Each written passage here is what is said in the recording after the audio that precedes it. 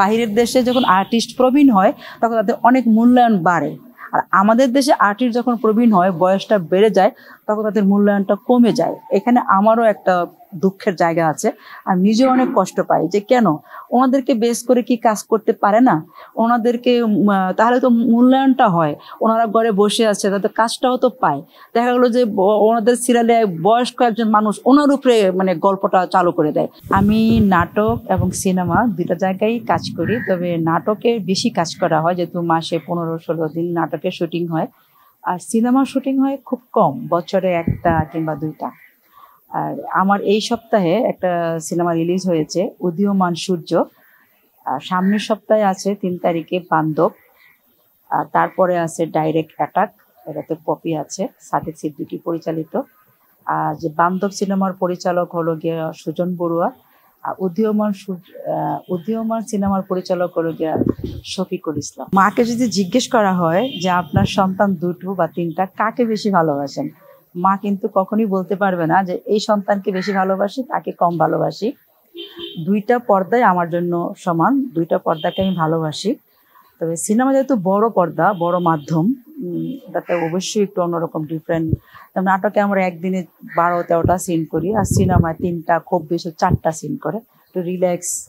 আর বড় পর্দায় কাজ করতে সবারই একটু ভালো লাগে, সেই সাথে আমারও ভালো লাগে। সেদিক থেকে অবশ্যই ছোট পর্দা ভালো লাগে নাটক, কারণ নাটকে আমি বেশি পরিচিত, নাটক দিয়ে আমাকে সবাই চিনে, সিনেমা দিয়ে খুব কম চিনে, সিনেমা দিয়ে 5% চিনে, আর নাটকে 95% আমাকে চিনে। সেই ক্ষেত্রে অবশ্যই আমার কাছে নাটক বেশি প্রাধান্য থাকে। আর নাটক করতে আমি ভালোবাসি, নাটকের শুটিংয়ে আসতে আমার ভালোই লাগে। আর সিনেমা তো আসলে প্রত্যেকটা মাধ্যম আলাদা আলাদা।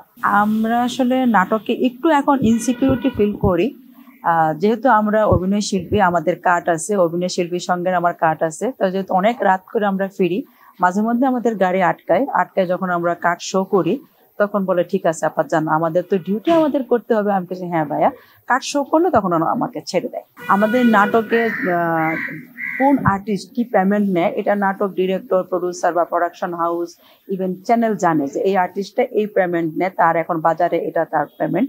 তখন হয়তো সম্পর্কের খাতিরে হয়তো বলে যে এই বাজেটটা কম আছে, একটু কম নেন, বাজেটটা বেশি আছে এখন ঠিকঠাক নেন।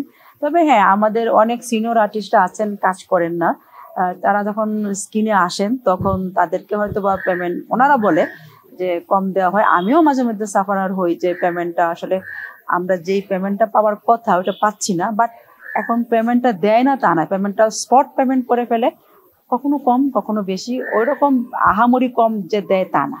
কাজ পাচ্ছে না এটা আমি বলবো না, আসলে যাদের, আমি প্রথমে বলবো রিজিক, যার রিজিক আছে সেই কাজ করছে।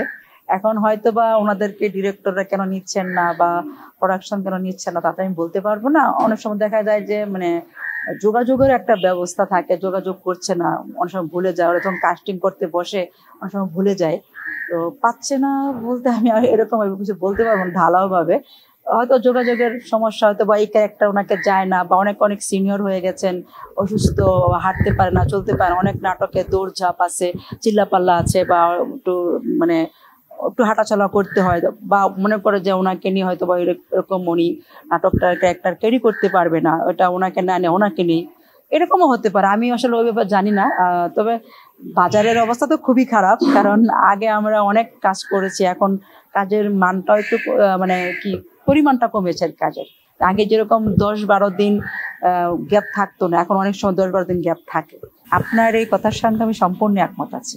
এই কথাটা আমার মনের মধ্যেও জাগে যে আসলে আমাদের দেশের যারা নির্মাতা আছেন তারা আর্টিস্টদেরকে ওইভাবে একটু মূল্য, যখন প্রবীণ হয়, আমাদের বাহিরের দেশে যখন আর্টিস্ট প্রবীণ হয় তখন তাদের অনেক মূল্যায়ন বাড়ে, আর আমাদের দেশে আর্টিস্ট যখন প্রবীণ হয় বয়সটা বেড়ে যায় তখন তাদের মূল্যায়নটা কমে যায়। এখানে আমারও একটা দুঃখের জায়গা আছে, আমি নিজেও অনেক কষ্ট পাই যে কেন ওনাদেরকে বেস করে কি কাজ করতে পারে না, ওনাদেরকে তাহলে তো মূল্যায়নটা হয়, ওনারা ঘরে বসে আছে তাদের কাজটাও তো পায়। দেখা গেলো যে ওনাদের সিরিয়ালে বয়স্ক একজন মানুষ ওনার উপরে মানে গল্পটা চালু করে দেয়, ওনাকে বেস করে অন্য অন্য আর্টিস্ট, ইভেন নায়ক নায়িকা পর্যন্ত ওনাদের লিঙ্ক আপে, এই লিঙ্ক আপে এই নায়ক এই নায়িকা দরকার। কিন্তু আমাদের দেশের প্রবীণ আর্টিস্টদের খুবই অবমূল্যায়ন করা হয়। একসময় আমিও প্রবীণ হব, তখন নিজেও জানি যে আমি এখন যে কাজ করছি মাসে 15-20 দিন, তখন এই কাজটা আমি পাবো না, তখন হয়তো 4 দিন 5 দিনে চলে আসবে। কিন্তু বেসিক্যালি কিন্তু আর্টিস্ট যখন প্রবীণ হবে তখন তার কাজটা বেশি হওয়া দরকার। এবং আমার মনে হয় যে চ্যানেল বা আমাদের যে সংঘ আছে, শিল্পী সংঘ বা শিল্পী সমিতি, তাদেরও কিছু দায়বদ্ধতা থাকে এই প্রবীণ শিল্পীদের প্রতি, যা কিনা আমাদের প্রতি নেই। এটা আমারও কষ্টের জায়গা।